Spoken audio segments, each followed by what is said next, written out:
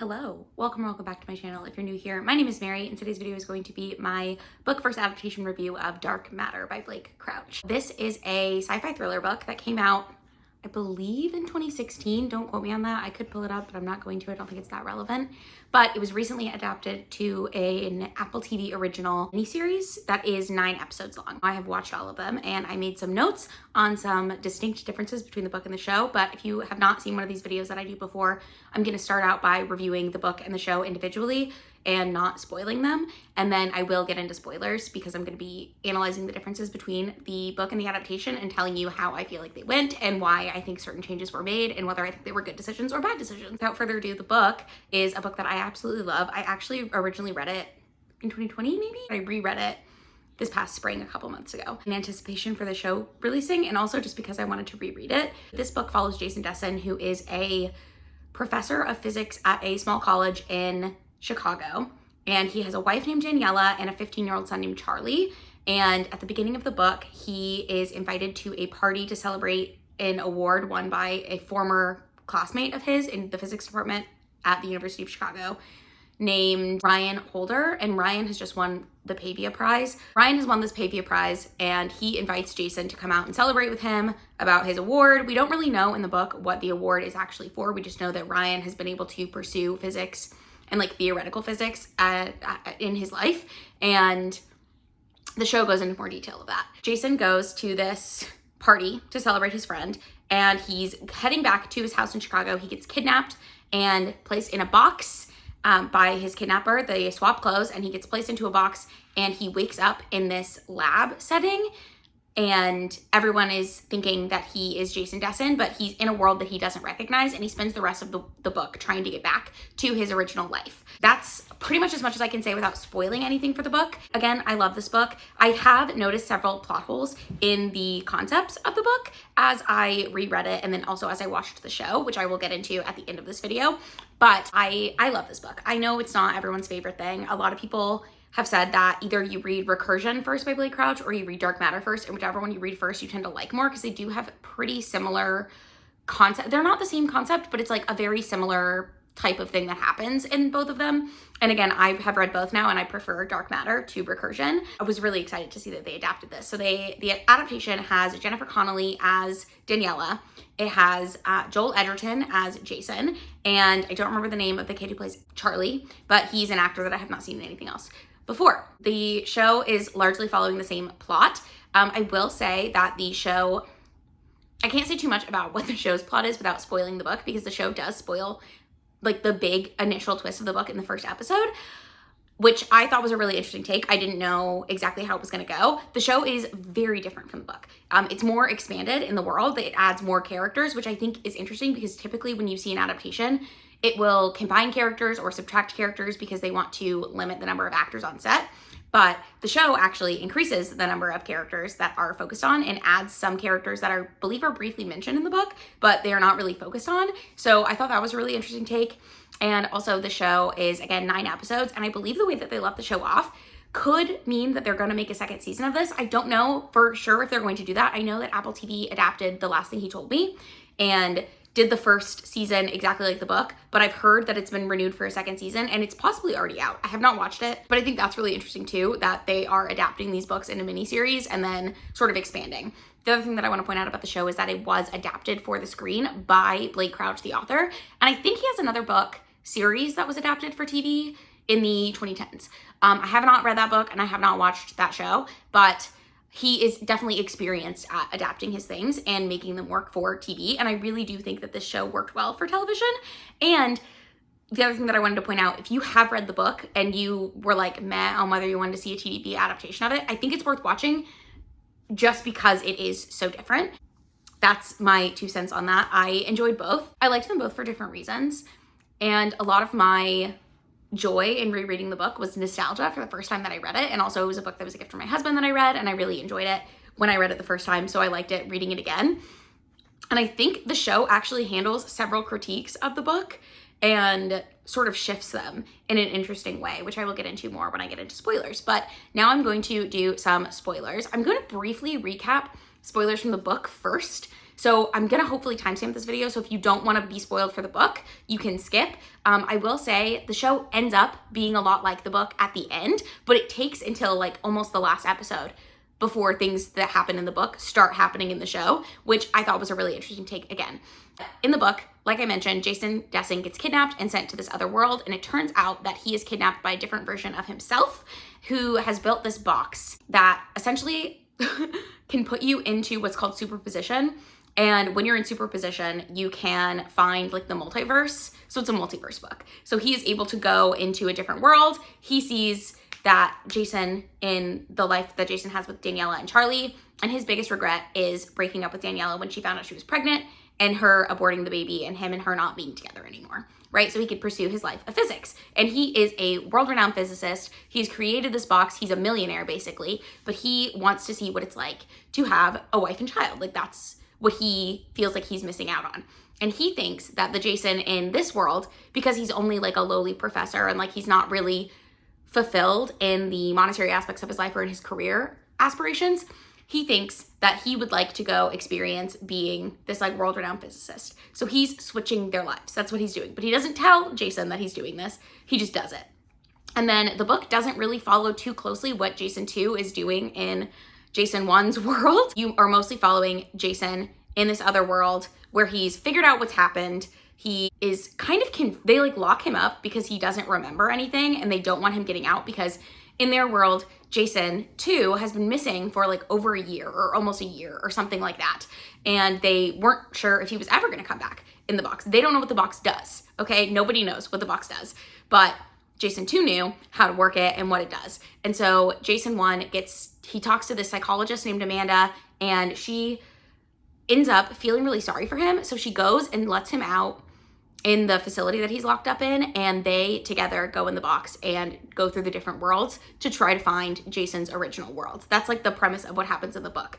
In the show, it's very similar, but there are some key distinct differences. So I am just gonna jump into the differences between the book and the show. I have this split up episode by episode, so hopefully I'm gonna be able to make sense of this. But the first thing that's like really different is in the first episode of the show, immediately before the kidnapping even happens, you see that there's another Jason making notes on the family. Like he's writing down that Charlie is being allowed to drive himself to school with a chaperone because he has this learner's permit. He's making notes in his little diary.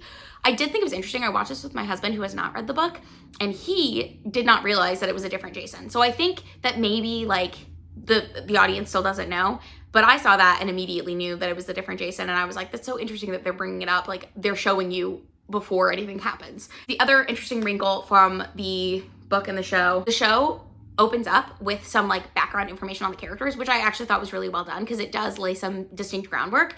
So you get to see that Charlie is driving himself with Jason in the car to school, and you also see Jason teaching a class at his physics, or like teaching a lecture to his physics class at the college, and he's teaching Schrodinger's cat, which Schrodinger's cat, if you don't know, I'm not a physicist, but my understanding of it is it was this thought experiment that if you could put a cat in superposition inside of a box, right? And you put in a molecule that has a certain half-life that you know, and you also have like a vial of poison that is in a trap that is triggered by the half-life of the molecule dividing, essentially. As long as the cat is in the box and you don't observe it, the cat is both alive and dead because you do not know which one it is. That's like the thought experiment, right? And that's what this whole superposition thing is based on. And that's what Jason was developing prior to his wife becoming pregnant and him like finding out that he was going to be a dad and choosing that path, right? And then you also see Daniela go to work at an art gallery. And I don't remember her working in the book, although I could be wrong. I did think it was interesting though. She's like talking to a friend, and this friend comes up a lot, which again, I thought was interesting and I wasn't expecting because again, it's another character that was added. But she's talking to this friend about how she's training for a triathlon and she might start painting again and all of this stuff. So you're getting this background information. And then you get the opening scene from the book, which is the Dessins at home. Jason is cooking dinner and he is telling Daniela that his friend Ryan won the Pavia Prize and wants to have this like celebration at this local bar called Village Tap. And Daniela makes a comment that like Ryan doesn't drink. The only reason he's doing this at this bar that's like our neighborhood bar is because he wants you to go and I think you should go. And so Jason sort of begrudgingly agrees and he ends up going to this party. But again, Ryan Holder doesn't drink, so he's hanging out with Ryan Holder talking about the drug that Ryan Holder developed that he won the Pavia Prize for. And that's sort of like what's happening. And Ryan also is a neuroscientist. He's not a physicist. It could be like a branch of physics. Again, I really don't know, but I know that Ryan and Jason were friends in undergrad at the University of Chicago, and that's also where they met Daniela. Then events sort of unfold as I've already described them. Jason gets kidnapped by Jason 2 while Jason 2 is masked, so he doesn't know that it's himself kidnapping him, and he gets put in the box, injected with this like syringe full of drugs, and he wakes up and he's in a lab, and he's not entirely sure how he got there, but everyone is like really excited to see him. There's all this applause and everyone is wanting to know what happened when he was in the box, but again, he has no idea what they're talking about. So he's kind of having like what they think is a mental break, but like they think something has happened to his brain and like scrambled it while he was in the box, because none of them know what the box does. They're not really sure what happens when you go into superposition. They just know that they've made it possible, and people go into the box and they disappear. And you also find out that several other people have gone into the box. One is a coworker of Jason 2's named Blair, and the other two, I believe, are people, I don't know if they were homeless people or what, but they were people who they found on the street and had them anonymously like volunteer to do this. And then none of those people have come back. Jason is the first person who's come back. The other thing that I thought was really interesting that the book added was that Amanda, the psychologist, is actually Jason 2's girlfriend. So she and Jason 2 have a relationship. She's like trying to talk to him and he's like, I'm looking for my wife. Like I don't know you, like we are not together. And she's really obviously distraught by this. Jason does end up breaking out of the facility that he's locked in. He climbs the fence, jumps over, and goes to his house in Logan Square. When he gets to his house in Logan Square, everything is different. Like it's got different furniture. It's been completely remodeled to be like modern and nice. He tries to go into his son Charlie's room, and Charlie's room is his office, and it has like his Pavia Prize on the wall, because he has actually won that prize in this world. The other thing that's different in the show to the book, because all of that happens in the book, is in the book he just gets caught by the like security people. In the show, Amanda follows him to the house, or is at the house, because it's where she and Jason 2 live. Like she lives in the house with him. She's his live-in girlfriend. Like they've been together a while, they live together. They're a couple. And so she is trying to like talk him through all of this stuff. He ends up trying to call Daniela in this world, and I think he gets the wrong number in the show. It's not her phone number. And that is pretty much episode 1 done. In episode 2, we actually follow Jason 2 going through Jason's life. Like we see him going to work, and he ends up quitting his job at the like college.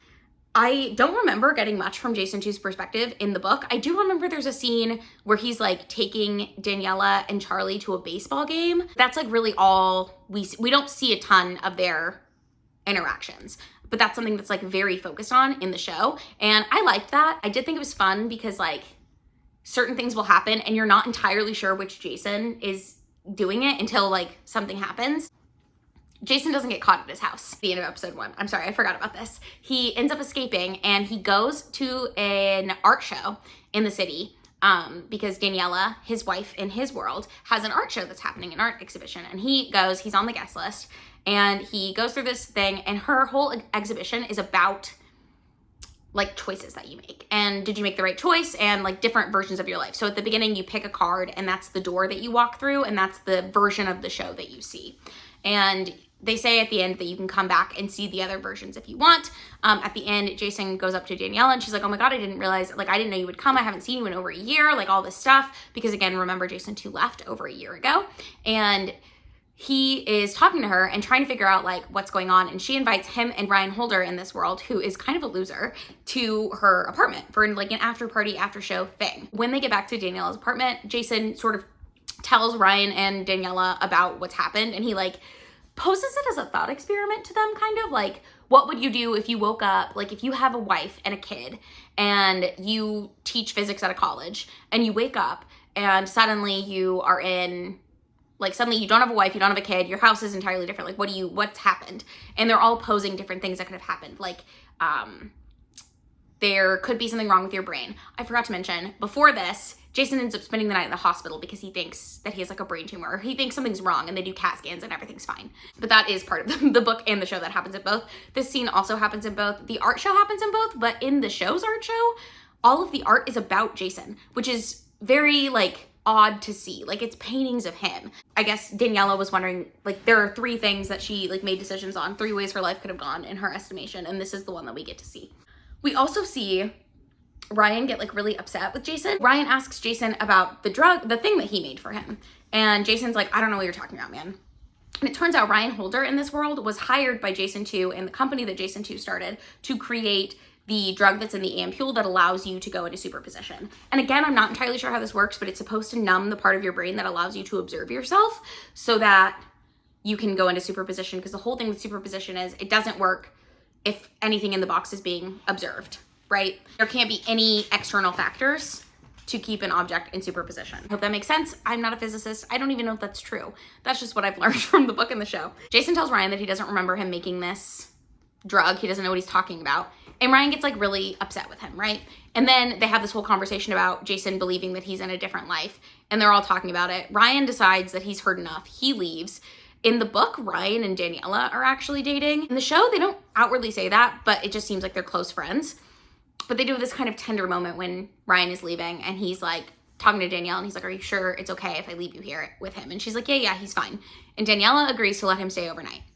And she asks more questions about their life together because he's saying that I was married to you, we have a son, like all of this stuff. So she's asking him about that. And this is when he finds out that in this world, when Daniela told Jason 2 that she was pregnant, Jason 2 told her, I want to be in my lab. I can't devote any time to a family right now. Sorry, it's not gonna work. And you also find out in regular Jason's world, when Daniela told him that she was pregnant, he said that he would rather have his memories be of Daniela and their family and their life together than memories in a sterile lab at the end of his life. And so that's like where they split decision. They go to bed, everything's fine. Ryan ends up telling the people at the company that Jason 2 founded that Jason is staying with Daniela. This lady named Dawn comes and she is like security for this facility thing. She comes to get Jason. She shoots Daniela in the head, so Daniela dies, and Jason is taken back to the lab. So that's when he gets back in the lab, and that's when Amanda helps him escape. But not before he's questioned, not before he sees that Ryan Holder has been questioned and beat to shit, basically. And Ryan didn't realize what would like happen. He was kind of being petty by telling them that Jason was there, but he did not know what was going on. So all of that is very consistent with what happens in the book. The other thing that I thought was interesting in the book, I believe that Daniela and Jason hook up and then go to sleep, and then the next day is when the shooting happens. In the show, there's no, I think they might kiss. I can't remember now, but they don't like do anything else, which again, I thought was interesting. I don't know. At the end of the episode, you see Jason 2 putting up a camera to watch the box in the box in original Jason's world is in like the bottom of a parking structure. And so Jason 2 puts up a camera to watch the box. And I don't think that ever comes up again. So I thought I'd note it because again, we don't follow Jason 2 in the book, so I have no idea what he was doing, but I did think that was interesting and like pretty smart. So 3 opens up with people in Jason 2's world, and there are detectives who are looking for Jason Desson, and they're also looking for this woman named Blair who worked at the lab, who has now been missing for over a year as well. And they are questioning Leighton, who is another friend of Ryan and Jason's from college, but in regular Jason's world, he hasn't seen Leighton in like decades, like a decade probably. However long it's been since college, that's pretty much the last time we saw him.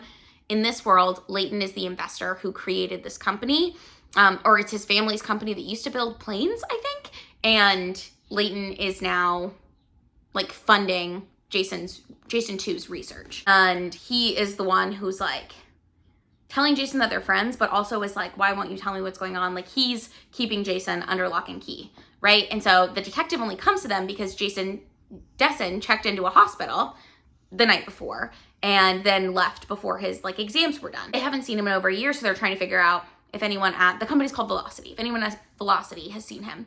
And Leighton's like, no, I haven't seen him. I haven't heard from him. I don't know anything about that. And then he goes back and is like, Jason, you can't go into the world until you know you get your story straight, basically. Like, you can't tell people what's going on with this box. Like, we need to know what's going on with the box, but you can't tell other people what's happening. And they know that he's told Daniela because, again, Daniela was killed. They know that he told Ryan, so they've got Ryan. And they're trying to figure out who else he might have told. And this is when he's under lock and key. And this is when Amanda comes and gets him and rescues him, I'm pretty sure.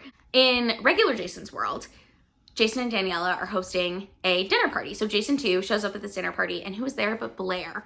And Blair is the woman that Daniela was talking to at the art gallery because they are really good friends. And so in this world, Blair does not work at anything called Velocity. Blair, I think, is an attorney. So she is in this world, and Jason too is like trying to talk to her because he thinks it's really interesting that he keeps running into people that he knows in a different context, I guess. But since he knows what's going on, he's not giving up anything. And at the end of this episode, we see Jason too going through some boxes in the office, and he comes across a box that contains a like wooden box, like a wooden urn type thing. It's really nice looking, but it's an urn and it says Max on it.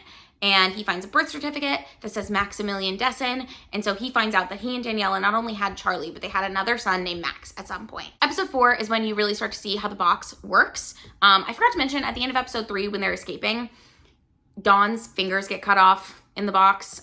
She's like trying to grab the door and it chops her fingers off, which was pretty gnarly. The fingers don't stay in the box though. I don't know where they go. They go into superposition. You see like this long corridor of all of the different worlds. And basically what it is it's like the box, the side walls go away, and there's just a bunch of doors on both sides that you can choose to exit from.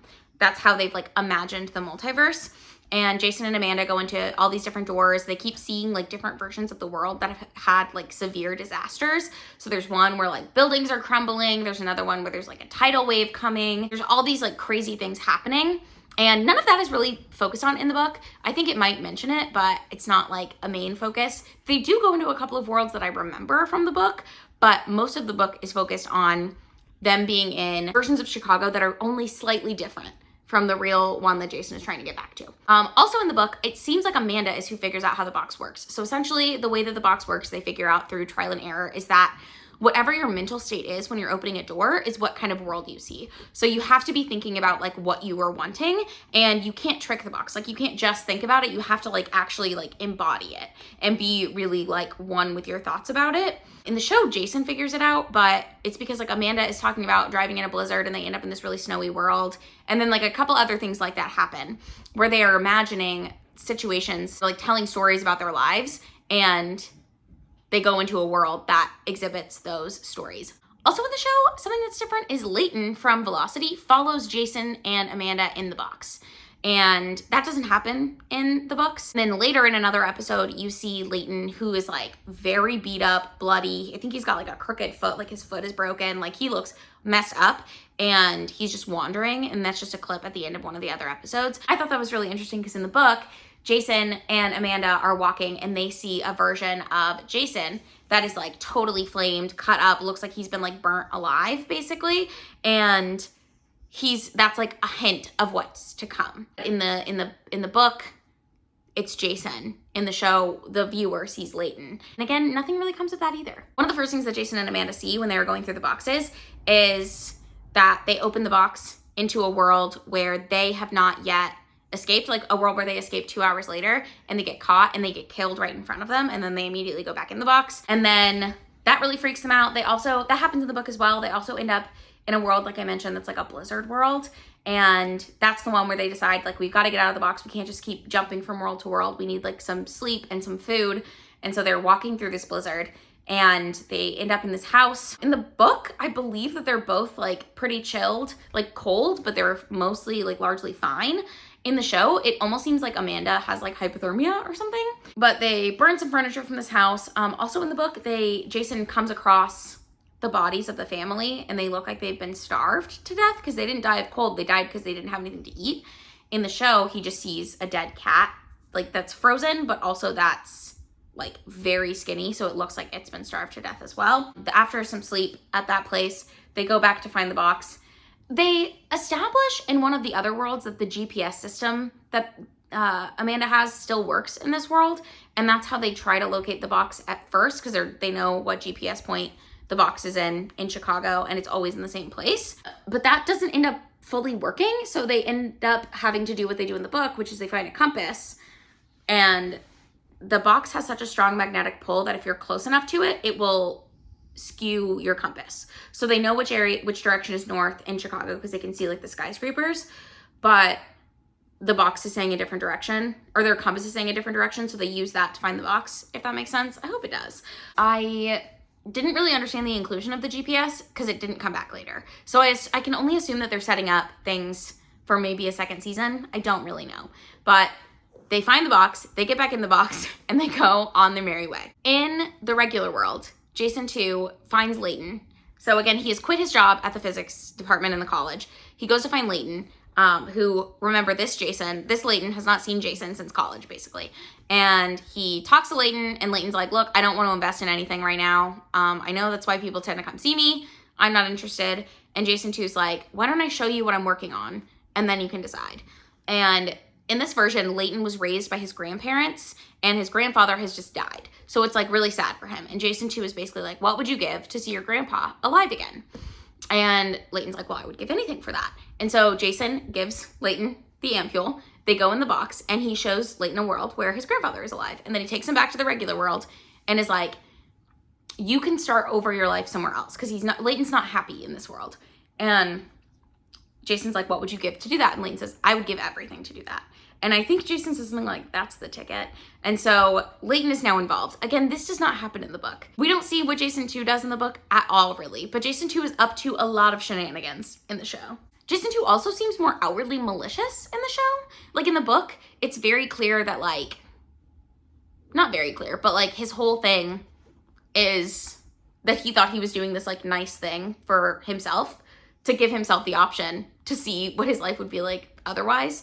And that's like what he's thinking. But in the show, it feels more malicious as it goes along. In this episode, we also find out that Max, the brother of Charlie, was actually Charlie's twin brother who died when he was a child from some sort of heart complication. And they couldn't get they couldn't get a donor heart in time.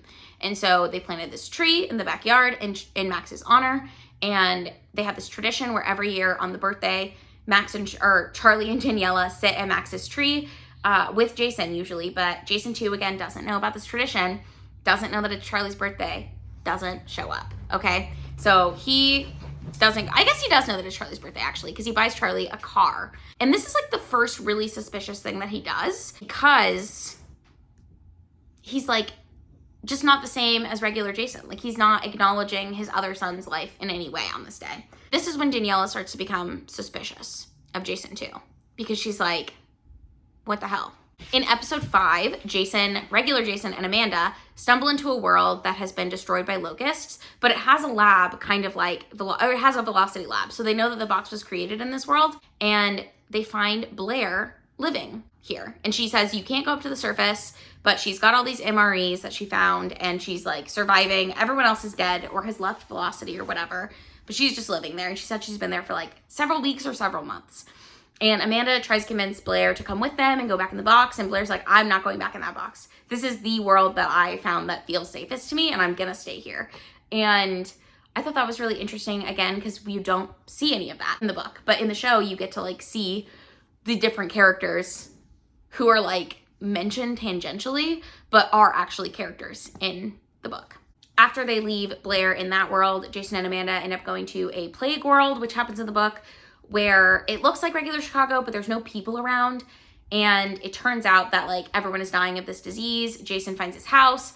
It is his house. He was married to Daniela. He did have Charlie in this world. Charlie has already died. Jason has already died in this world. And Daniela is like on the verge of death.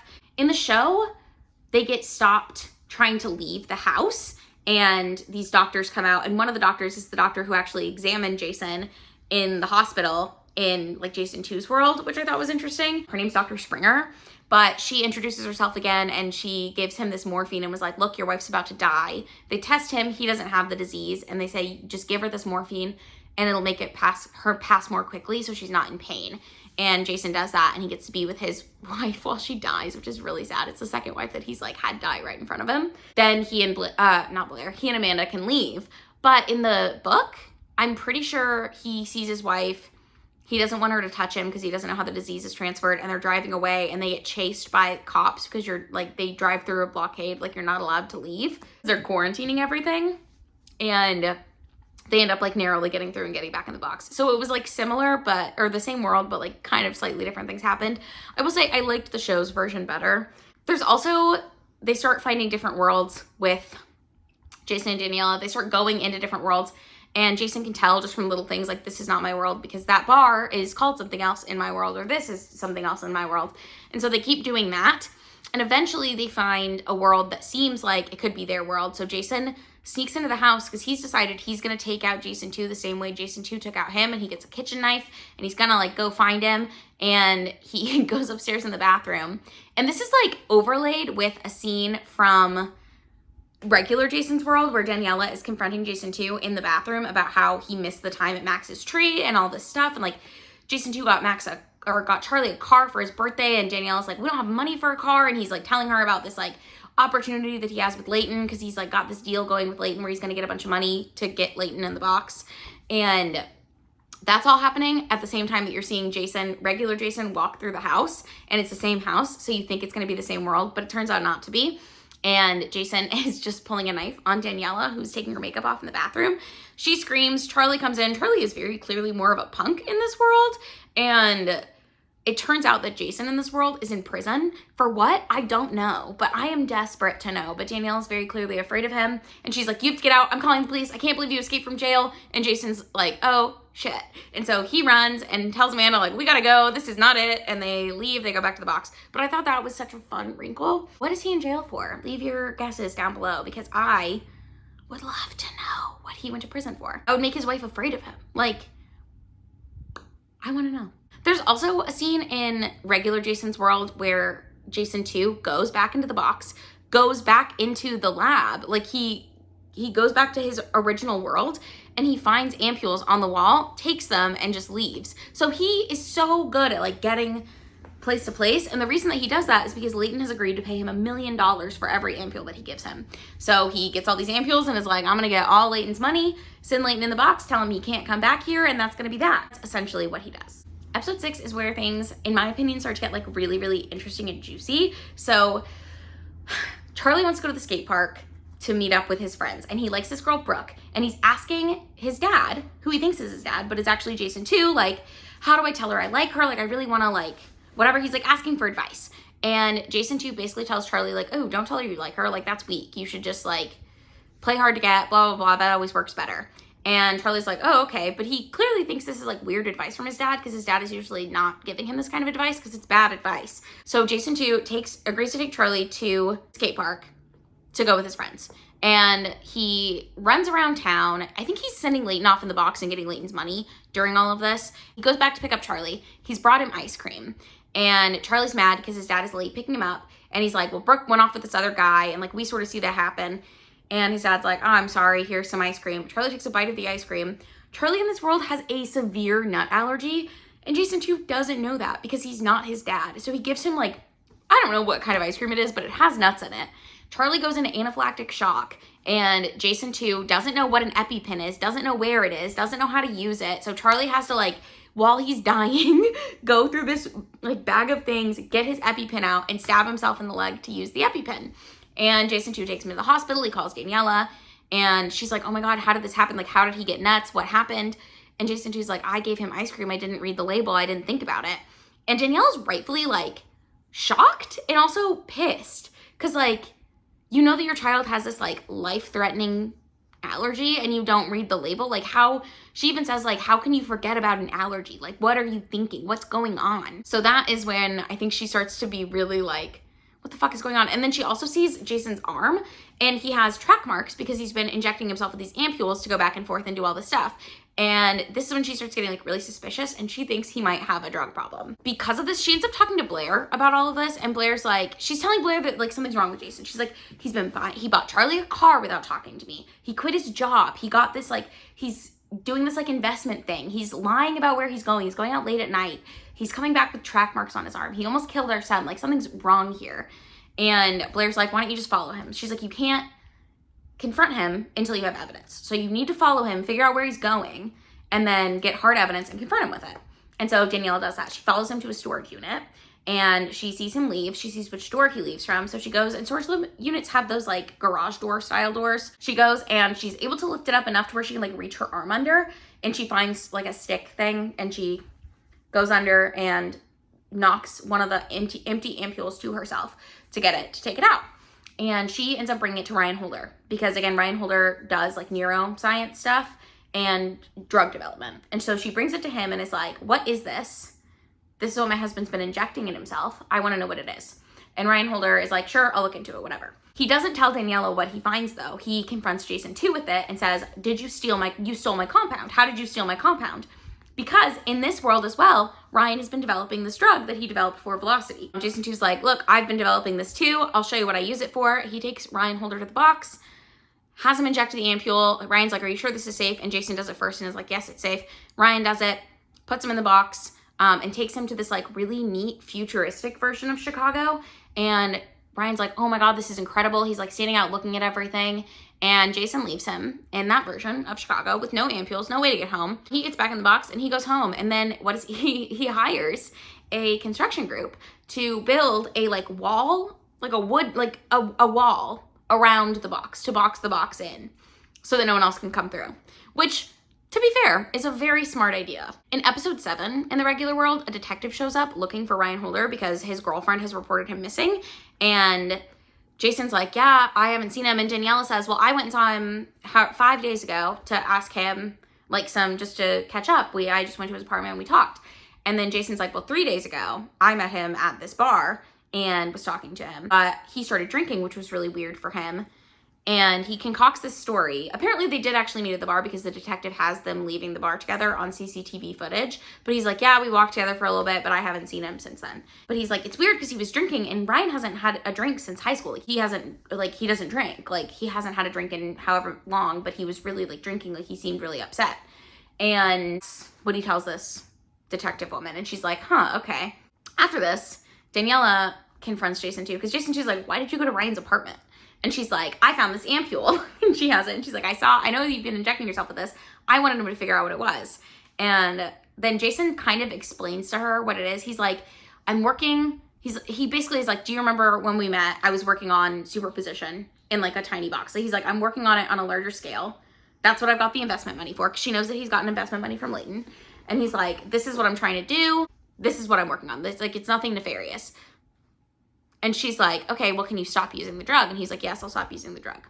And that's sort of where their conversation ends. I forgot to mention that in the last episode, Jason 1 and Amanda end up in a version of Chicago that is not Jason's version, but it's like similar enough. Like everything is kind of the same. And Amanda's like, look, let's just relax tonight. Let's have a good time. We'll sleep in a bed. We'll get a motel. Like we'll just have a good time tonight. And they end up going out to a bar. They go dancing and they drink together and they have a really good time. But so much of the show focuses when it's on Jason and Amanda on like how odd it would be to have been in love with somebody and to have like your boyfriend of however long not know you anymore. And then also to know that the person who actually was your boyfriend just left to be with another woman from his past because he couldn't get her out of his head. Like that's what Amanda is dealing with here. And she can't go back to her original world. So she's like really, really homeless. Like she has no world to go to basically. And she and Jason are kind of talking about that. They're dancing. They have this like almost flirty moment where they like, do they kiss? I can't remember if they kiss, but they like, they have this like almost kiss moment type thing. And I don't think they kiss, but they end up getting a motel together. The motel has 2 beds, but they are like snuggled up in one bed or like laying in one bed, and Jason rolls over and puts his arm around her, and then he makes her get up and go to the other bed. I don't understand why he didn't just get up. This happens in the book too, but it like kind of seems like he could have just got up. And I will say in the book, I believe this is the last like straw for them. Like Amanda, I'm pretty sure leaves. She takes half the ampules and she leaves a note that's like, you can't find your wife if I'm here, and she bounces. They don't separate at this point in the show. In the show, in episode 7, they find a version of Amanda and Jason find a version of Chicago that looks suspiciously like the world that Ryan Holder was left in, right? So it's like this really futuristic version of Chicago. And they hang out together for a little bit, and then Amanda's like, look, let's have like a couple hours apart or whatever. And they go and each do their own thing for a few hours. They meet up. They decide to meet up at this really crazy skyscraper restaurant for dinner that's like really high up and in the clouds. And Amanda is talking to Jason about how she did some research on herself in this world. And she's like, look, the Amanda in this world is missing. And, no one's seen her since like for however, like 5 years or whatever. She's a missing person. She's like, she was born in Seattle, just like I was. And she moved here when she was she spent a lot of her time in South America, and then she moved up here when she was a little girl, or like a teenager or whatever.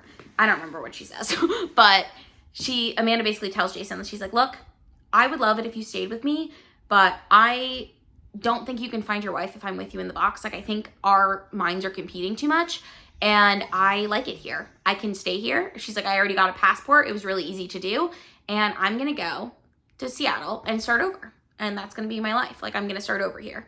And Jason too is like, okay, and so they separate. But before they do, she gives him like a kiss goodbye type thing, and you can tell that he really, like, he has to choose, right? Like, he has to decide if he wants his old life back enough to keep going in the box. And I think he only has like 3 ampules left or something. Like, he's down to the wire. And of course, he ends up finding his real world on his last ampule. So there's nothing else he can do anyways. In Jason's world, regular Jason's world, Jason too has started seeing a therapist, and it's Amanda. So he's going to his like girlfriend for all intents and purposes. She doesn't know about him, but he's going there to like bitch about his wife basically. And he keeps saying like, I just want to get divorced. I want to throw in the towel. I'm sick of doing this. And she points out, she's like, you don't sound like someone who's been married for 15 years or whatever. She's like, you have a fear of commitment.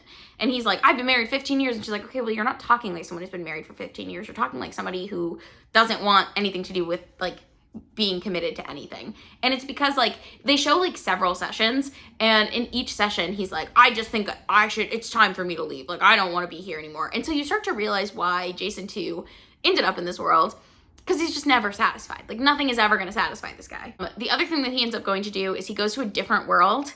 He tears open parts of the box, right? Because he's like, I have to sort this Ryan Holder situation out, because the detective comes and talks to him again about Ryan Holder. And she says that his cell phone beeped in like South Chicago near where the box is, right? Like, that's the last location they have for him. And Jason too's like, well, I don't want anyone crawling around down there and seeing my box. So he goes, breaks open the box, gets in the box, and goes to a different world where he meets a Ryan Holder who never went to college, who's an alcoholic, and who is a mechanic. And this Ryan Holder got a DUI in high school and lost his scholarship to college. That's why he didn't go to college. And he had never met any of these people. So Jason's like, this is perfect. He gets that guy rip-roaring drunk, brings him back, and tells Daniela and Ryan's girlfriend, like, oh my God, like, he called me from a bar in Gary, Indiana. I drove to get him. That's why I'm so late, you know, blah, blah, blah. Daniela ends up going to see Ryan, and Ryan is basically telling her, like, no, I was in the Village Tap, the local bar that I always go to, and I, you know, kept getting drinks bought to me by this guy. I think he said his name was James or something. And it turns out it's Jason.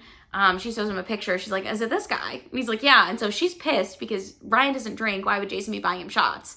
And she knows that Jason is lying. Like, Jason is caught at this point. Jason too is caught. And she doesn't know exactly what's happened, but she knows that that's like, something is wrong here. She leaves Ryan with his like girlfriend, who is not his girlfriend. But the other thing that was funny about this scene is that Ryan Holder recognizes Daniela because she goes and gets it in his world. She goes and gets her car repaired by him. And so he's like, yeah, you drive a white Honda Accord. You run through your brake pads like no one I've ever met. And she's like, I don't know what you're talking about. But I thought that was a really like funny twist. And at the end of this episode, we see a scene of Jason in a like army supply store type, like a gun store basically. If you don't live in the US, we have stores where you can just buy guns and weapons. Very strange conceptually to describe, but that's what he's doing. He's in one of these stores where you can buy like camping gear and guns, okay? And so he's like, hey, I would like to buy a handgun. And the lady behind the register is like, oh yes. And she shows him all these models. She talks to him about the gun.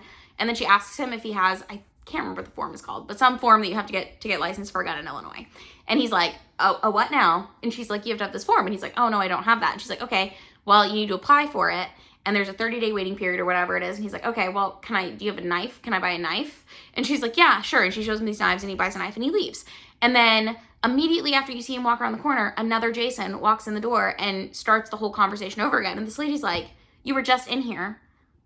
Did you like remember you had paperwork? And he's like, what paperwork? What are you talking about? And he finds out that there are other Jasons, other versions of regular Jason, like alternate Jasons running around Chicago. And this is what happened in the book.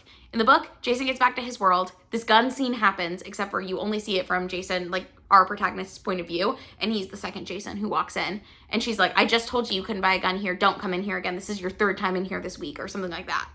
And it's just so interesting that it took until this point what are we on, episode 8, to finally see something from the book. I was waiting the whole time for this to happen, and it's finally here, and it was so exciting for me. Episode 8 actually opens with Jason 2 finding another alternate version of Jason, the one that we just saw by a knife, out in the alley by his house, and he has to kill this alternate Jason and like dispose of his body. So he now knows that there's alternate Jasons just running amok out there. But I don't know that he yet knows that it's a bunch of different alternate versions of Jason. I think he might just think that's original Jason. I don't know. Throughout this whole episode, we see Jason 2 just like having to like kill different versions of Jason. It's almost comical, and it is kind of sad. Also in this episode, Jason 2 decides to take Charlie out of school for a day to go on a college visit to the University of Chicago, and he talks about like how he met his Daniela and like all of the stuff. How when he was in college, this stuff happens. And then he keeps seeing different versions of alternate Jason. So like he sees one on the lawn and he's like, come on, Charlie, let's go this way. And they sneak into the library and he sees an alternate version of Jason like ahead of him in the library. And then like over there, and he also has to kill someone in the library. Like there's all this stuff happening where he keeps seeing versions of alternate Jason. And he finally gets back in the car with Charlie and is like, we gotta go. While all of that is happening, regular Jason is trying to figure out, he has seen an alternate version of Jason at the motel that he's staying at, who looks like he's gonna kill him. And he's like, well, this is fucked. He ends up going to a bar and talking to a version of Jason who says that he has a gun. Like he's seeing alternate Jasons everywhere.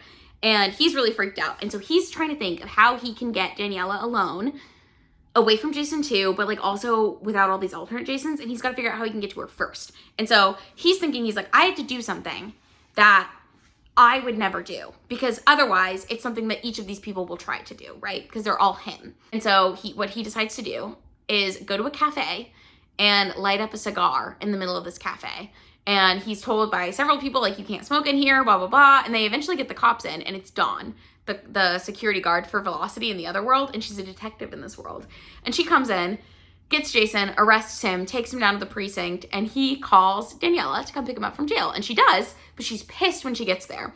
And he is talking to her in the precinct. He's like, listen, I know that this sounds crazy, but I have not seen you since that day that I went to Village Tap to see Ryan Holder. Like, I was taken to a different world. And she doesn't believe him, obviously, because this is crazy talk. But she also is suspicious enough because her Jason has been acting so weird. And so he's like, call me, call my phone. She's like, what are you talking about? And he's like, call me right now.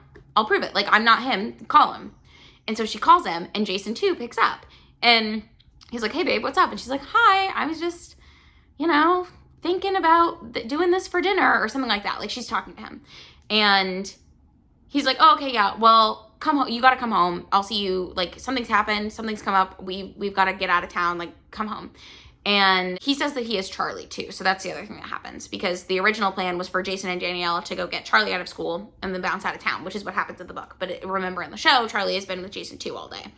And so Danielle's like, oh, okay, whatever. And she hangs up, and she's clearly freaked out because she's looking at Jason and she was just talking to Jason and he wasn't talking, And so Jason tells Daniela to, he's like, pick a place to meet. I can't pick it because then I would be able to guess it. And she's like, let's meet at the Bean. He's like, okay.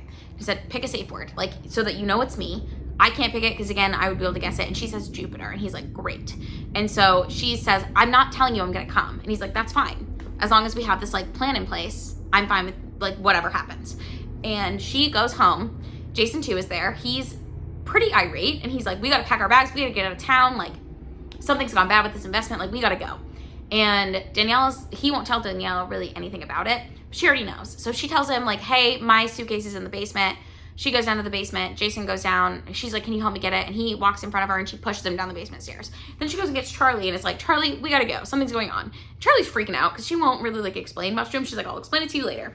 And they run out their front door and they see Jason sitting in a car. And he's like, Daniela, Charlie, get in the car. And so they run over, they get in the car. And this Jason starts telling Daniela the same story that other Jason told her, where I haven't seen you since Village Chat, blah, blah, blah. And so she knows that it's not the Jason that she just talked to. So she's freaked out. He's freaked out. I don't remember exactly how it happens, but he ends up crashing his car into a car driven by another Jason. And she and Charlie get out of the car. They head for the Bean. They say the safe word, or they have Jason say the safe word. And then they all get into a different car, which is actually Blair's car that regular Jason has stolen. And they are driving. And they go and they get cash out and they get gas before they leave the city. And they turn off their location so that nobody can track them. And then Jason is like, okay, one of you has to, Charlie, you have to pick where to go. or no, I think he just says that one of them has to pick. And Charlie says, I know a place. They end up pulling up at this lake house that is like a mansion, but it's like a mansion, Grecian style lake house on Lake Michigan, I guess, owned by like a family that Charlie is friends with one of their kids. They're like, we can stay down here for like a couple days, but then we got to come up with a plan. And they've got some really sweet moments in here where Jason gets to like find out what's been happening with his family while he's been gone for a month. But Jason also logs into his email from the desktop computer. And this happens in the book, but in the book he does it in a like motel. You know how hotels have those like business centers that have computers? He does it in one of those. So before he finds his family, and he sees this invitation to join a chat room, and the chat room is just a bunch of Jasons. And I think he's like Jason 71 or something. And he starts getting all these messages where they're like, you and I should team up and we can kill all the other Jasons. And he gets that message like 8 times in a row from different Jasons because, again, they all are thinking the same things. They've all been through different experiences, so they have like a different variation of what they want to do, but they're all like fundamentally, up until a month ago, they were all the same person. So he sees that and is like really freaked out. And one person is like, we should have a lottery system so that way, like, just a random Jason gets Daniela and Charlie, and another person is like, we should do joint custody. And so Jason goes and tells Daniela all these like crazy theories. She's like, well, I don't want to do either of those things. I've decided. And Daniela ends up logging into the computer and saying, look, I've picked my Jason. I've picked my family. This is what I'm doing. I want you all to leave me alone, right? That's the message that she sends. Meanwhile, with Jason 2, Jason 2's body is discovered by a different alternate version of Jason. And I believe we find out later that it's the Jason that regular Jason met at Village Tap, who says that he has a gun. But I don't know for sure if it's actually him. That's just what I surmise. And so Jason 2 is laying at the bottom of the stairs. He wakes up. He's get tied up by this alternate Jason. Jason's trying to figure out where Daniela and Charlie are. And so he like first starts looking at their phones, their locations are off. And then he remembers that regular Jason, somehow he knows that regular Jason stole Blair's car. I don't remember this happening. My husband remembers it happening. I don't remember seeing it, but I mentioned it because it is important. But this Jason has also seen Jason steal the car. And so he uses regular Jason's phone that Jason 2 has been using, so Jason 2 has, to text Blair and say, hey, I need you to come over. Something's come up, blah, blah, blah. And Blair comes over. He has moved regular Jason upstairs, but he's left like tape and blood downstairs. So she sees that and is very concerned. She goes up the stairs, sees that alternate Jason has tied up Jason 2 in the closet, and she's confused as fuck because why are there 2 Jasons? What the hell is going on, right? And Jason, this alternate Jason, pulls out a gun and is like, I need you to look at the location of your car. Like, I know it has a GPS on it. I need you to find that car. And she thinks that he has stolen her car. So she's like, what the fuck is going on? But she ends up pepper spraying him, getting the gun away from him. And then she's like, one of you is going to tell me what the hell is going on. And that's where we leave off with them.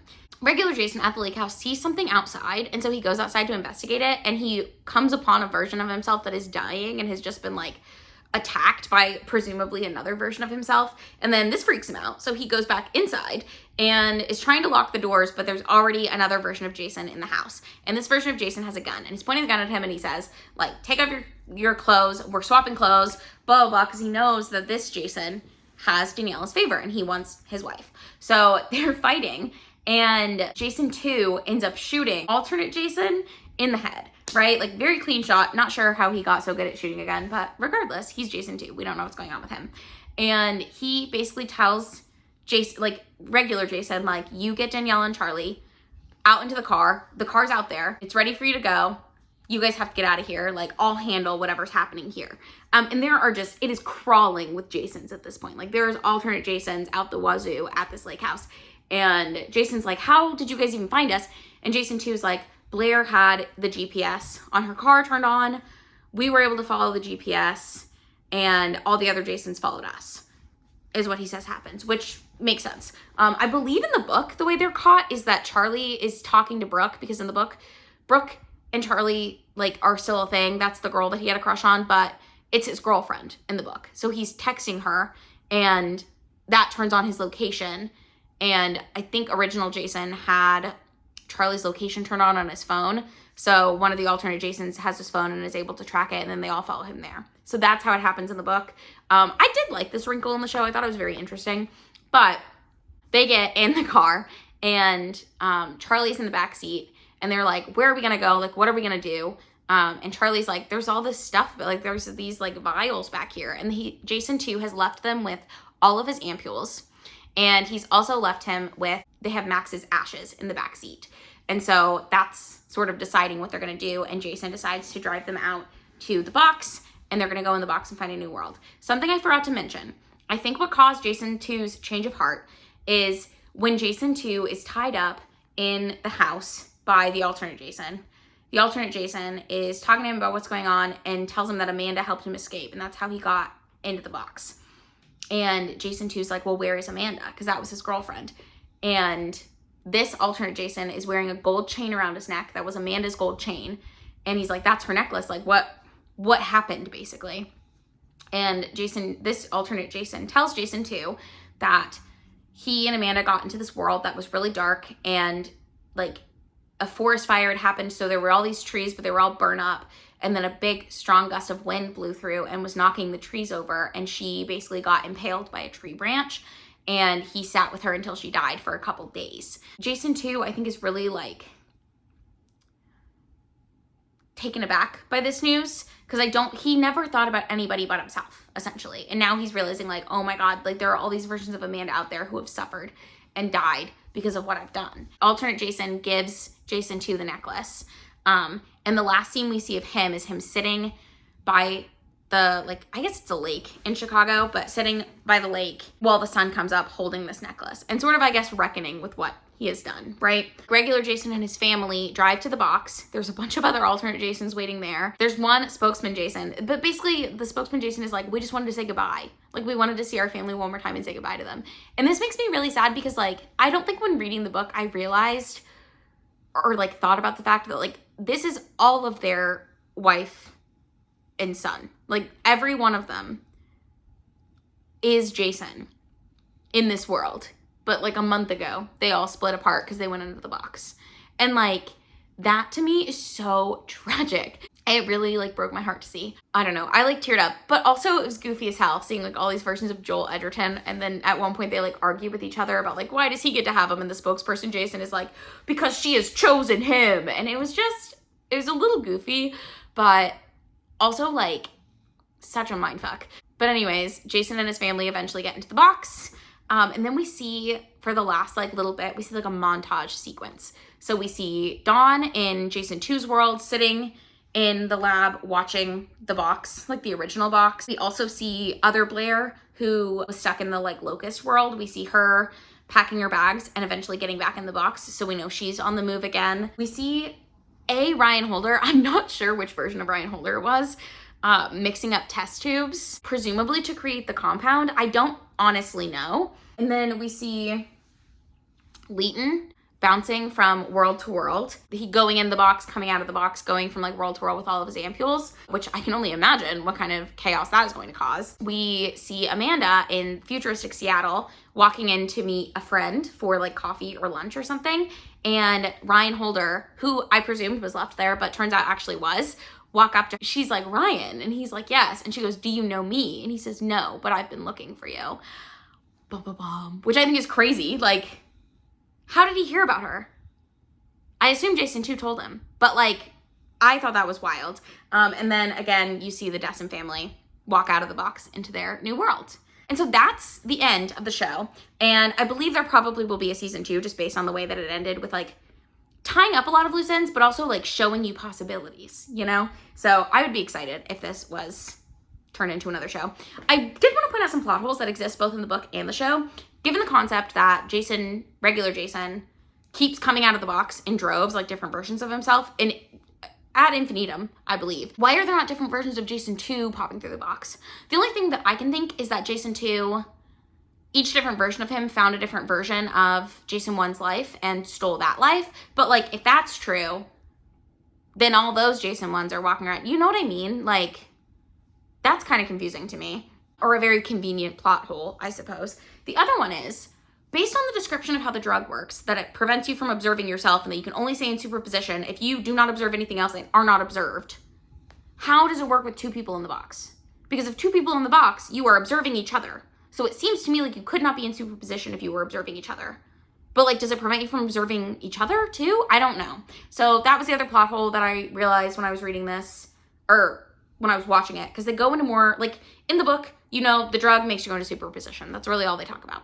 The show, like, explains how it works a little bit, but that makes it sound like it wouldn't work, if you know what I mean. So anyways, those are my thoughts. Final thoughts on the book and the show. I love both of them. I enjoyed both of them. I had a great time with both of them. I'm glad that I watched the show. I'm glad that I read the book again. Let me know in the comments down below if you have seen the show or read this book and how you felt about it. I hope you enjoyed this video. If you did, don't forget to give it a thumbs up. Subscribe to my channel if you want to see more content from me, because I do post 2 videos a week, and I will see you in my next one. Bye!